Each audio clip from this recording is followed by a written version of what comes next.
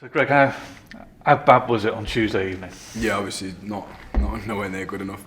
A really difficult one to take, and I think more disappointing for everybody just because it felt like we were obviously conceding waves of attack, and then to concede the goals on top was mad disappointing. Yeah. What do you think went wrong?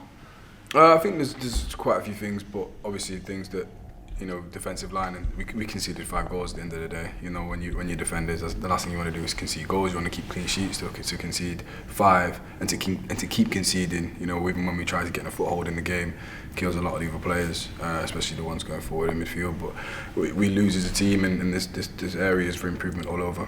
Yeah, personally, it must be really hard to take, mustn't it? Because as you say, pride. When was it? 9 goals in the last 2 league games.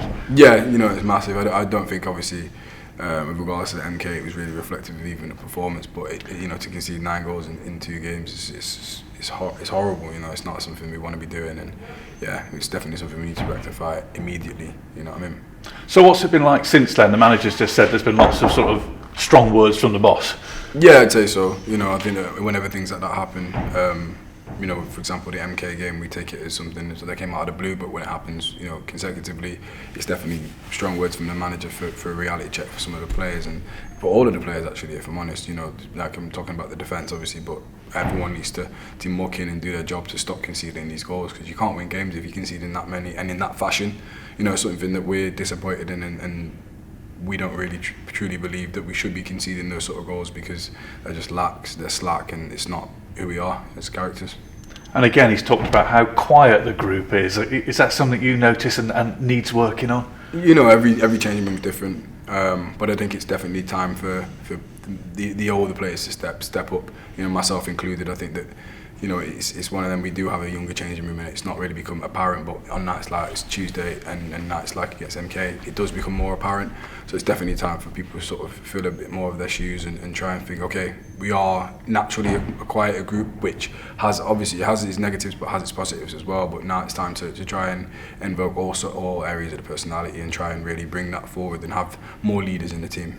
And another trip to a big club and a big ground at Portsmouth at the weekend. It's important to get all this behind you, isn't it, in terms of the sort of the talking and the shouting, and to focus on the next game? Yeah, definitely. Like it's football, it's thick and fast. League One football is thick and fast. You've got chances to rectify things as soon as possible, and it's important that we do put that behind us, but we're not forgetting the mistakes that were made and to put them right in the next game. We got to look at the errors and examine them, okay, and look and go, okay, that's how we don't want to be doing, but definitely look at specific attitudes and try and say, okay, this is what we want to invoke in the next games and take that forward. So I think it's important that we take some of the negatives and try and put them right straight away, but yeah, definitely put it behind us and try and get a result at the weekend. How important is it to stay out of the bottom 4 as we go into Christmas? Because after the Portsmouth game, there's quite a few really key games coming up against other teams at the wrong end of the table. Yeah, of course. Everyone knows that Christmas period is a busy period, and a lot of it makes people's seasons. So it's good to stay out of the bottom 4 and try and start off that period out of it, so you can remain out of it and even try and bump yourself up the league. So it's majorly important for us and our key focus. And your message to the supporters, lots of whom would have gone to Sunderland on Tuesday night, will be going to Fratton Park on Saturday. What's your message to them? The message to them is to keep the faith. We're gonna be putting everything we've got into not repeating the last 2 games performances. And yeah, like I said, it's disappointing. We are obviously all upset about what's happened, but it's time to put it right, and yeah, keep the faith and we'll put that right.